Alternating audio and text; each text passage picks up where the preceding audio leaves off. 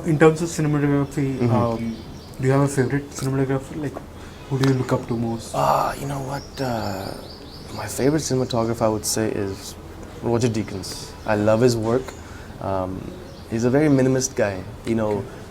I love the way his compositions are very much about the story. He doesn't interfere with the film.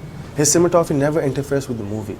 The second, I feel, and I think, I don't know if other people share the same opinion or not, but the second the camera movement dominates the frame, or dominates the emotion of the storytelling, is the wrong thing. Because the movie, every other art is supposed to reinforce and elevate the performance of the actors rather than distract the audience from what they're doing. So I feel like cinematography should be minimalist. It should capture what it's supposed to do, but should not interfere with what's happening. Okay. Interfere in the sense of like movements of the camera. Should not be too. It should be conceived for a purpose, but should not be there to distract. Right. That's my feeling. Yeah, and he does that fantastically, I think. Okay. Yeah. Right. Yeah. Now, talking about composition, framing, and camera movements, right? Yeah. Now, obviously, everything comes down to how the script is written and what the director wants from that idea. But if given a choice, I'm sure you're doing everything you can to elevate the actor's performance. But is there any quirk of yours which you would like to reinforce in your work?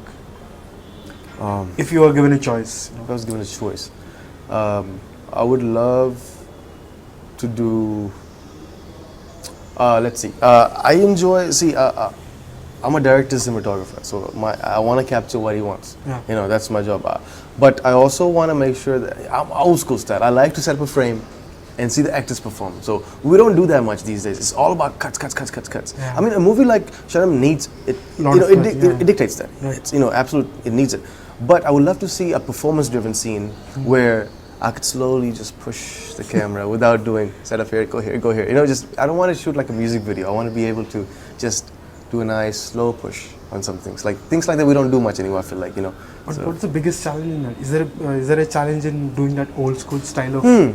These days, it's obviously because people are so attention span is less. Yeah, I know. The second a scene gets boring, someone will pull their phone out in the theater and start texting. Right. So that's why these days things are cut so fast. The music has been elevated to keep the attention there, and but I've realized the movies are moving back to that longer takes, more performance driven than edit driven or camera driven.